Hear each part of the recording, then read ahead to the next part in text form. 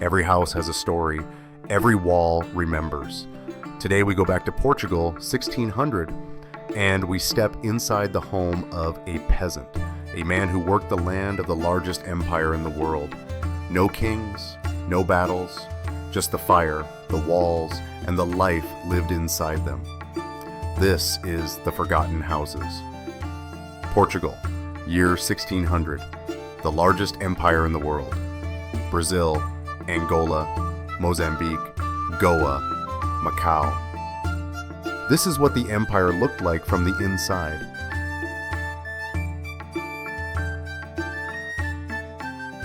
"18 square meters, 1 room, 5 people, stone walls, an earthen floor, 1 window the size of a man's head." He has never been to Lisbon. He has never seen the sea.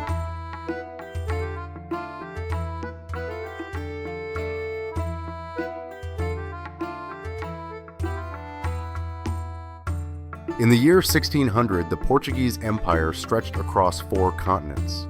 Lisbon was one of the wealthiest cities in the world. This is what the empire looked like from the inside. 18 square meters, 1 room, 5 people, stone walls, an earthen floor, 1 window the size of a man's head.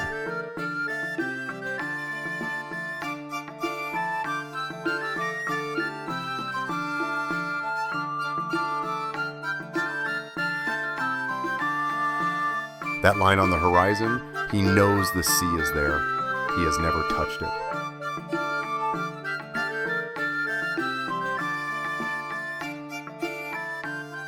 The Siberian peasant fights the cold. The Portuguese peasant fights the heat. In August, the Alentejo reaches 40 degrees, sometimes 45. The stone walls absorb the heat during the day and release it during the night, which means there is no relief. Not during the day, not at night. That clay jug in the corner is filled twice a day from the well, half a kilometer away. The water is warm by midday. He drinks it anyway. There is nothing else.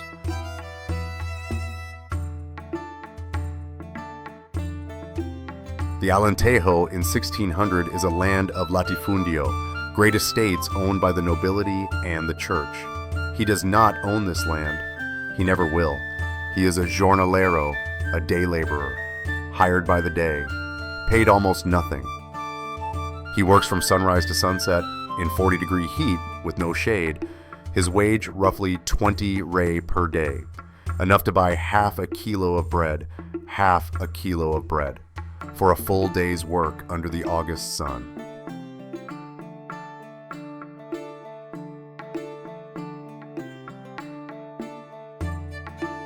His wife works the same hours at the landowner's house. She is paid less. The children, from age 6, work the fields beside them. There is no school. There is no childhood. There is only the land, the heat, and the anxiety.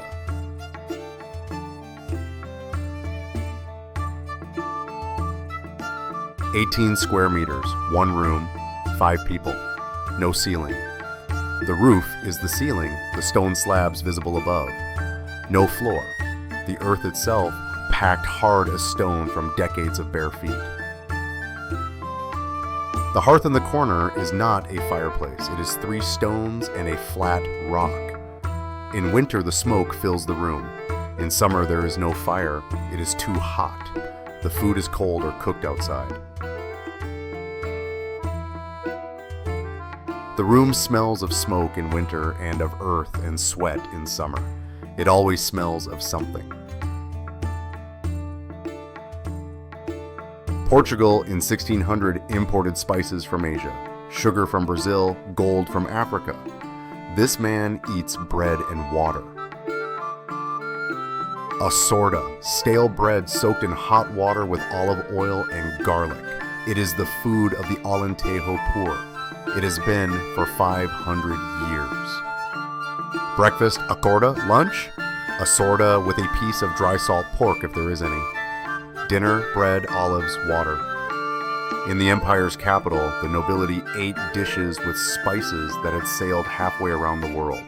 Here, bread, oil, garlic, water. This is not poverty by accident. This is the design of the system. There is no bed. There has never been a bed. A woven straw mat on an earthen floor. A wool blanket that is too heavy for August, but it is the only one. 5 people. 3 mats. 18 square meters.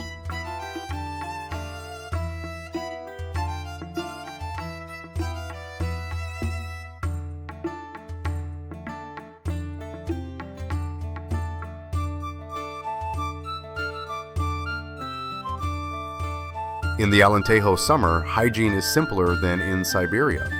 Not because it is better, because the heat forces it. A wooden tub, water from the well, once a week if there is time. The laundry is washed with fermented urine diluted in water. It is not a choice, it is chemistry. The ammonia in urine cleans fabric. Every household in Portugal in 1600 did this, including the nobility. They just did not do it themselves. The comb on that shelf is used every morning, not for style, for survival. The same sentence as the Siberian peasant, 3,000 kilometers apart.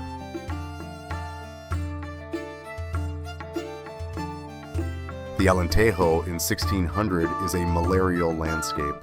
The same flat land that bakes in summer floods in winter. The standing water never fully drains. Malaria, called saisões in Portuguese, kills here every summer, regularly, predictably.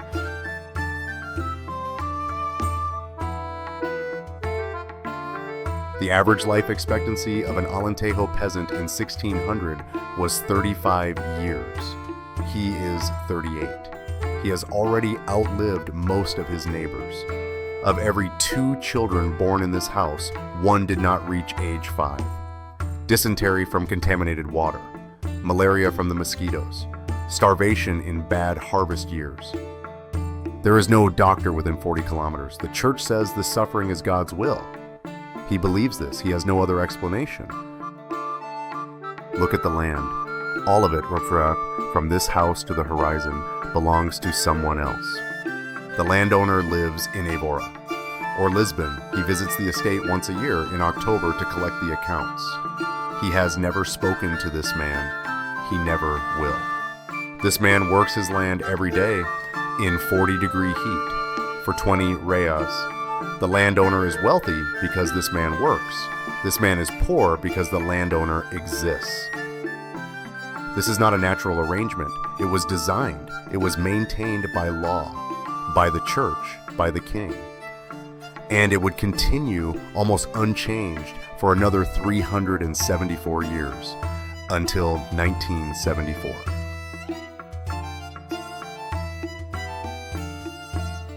The goat gives half a liter of milk a day, divided by 5 people. The chickens give 3 or 4 eggs a week between them.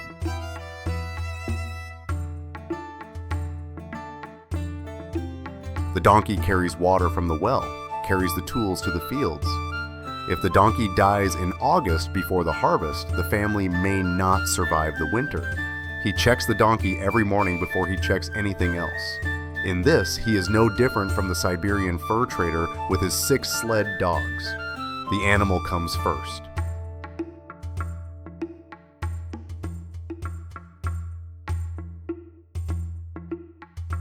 Night in the Alentejo in August is not like night anywhere else. The darkness arrives at 9 and lasts until 5, 8 hours. Not 19 hours like Siberia, but the heat makes it feel longer. 1 tallow candle. It smells of animal fat when it burns. He blows it out as soon as the family has eaten. Candles cost money. After the candle, darkness and prayer.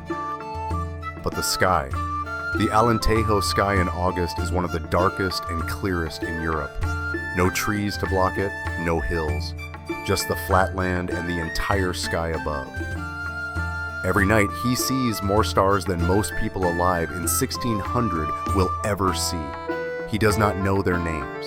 He does not know they are suns. He knows they are beautiful.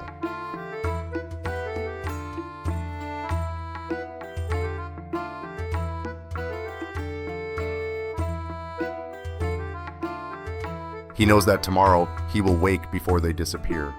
He knows the Angzada is by the door. He knows the land does not belong to him. He lies on the straw mat. He looks at the stars through the open door. The Empire does not think about him. He does not think about the Empire.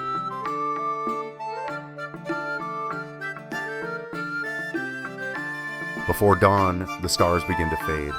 The sky changes from black to deep blue to pale gray. The heat of the day is already building.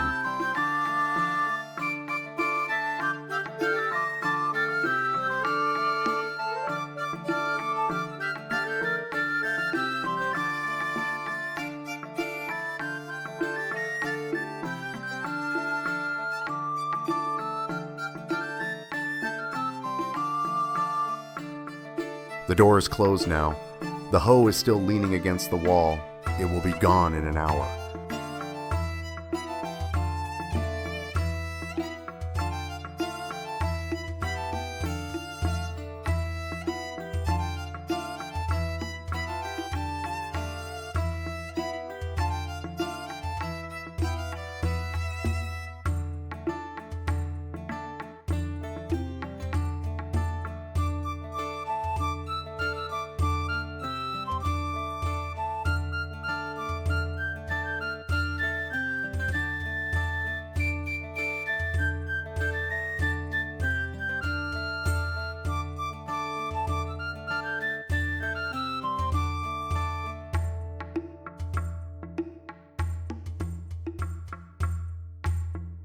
The Empire does not think about this house. This house does not think about the Empire.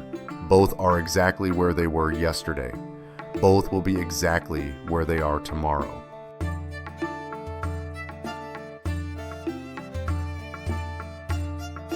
Now you know how they lived. Not from a textbook, from the walls themselves. The next house is already waiting. Subscribe so you don't miss it. And if this story stayed with you, leave a comment. Which detail surprised you most?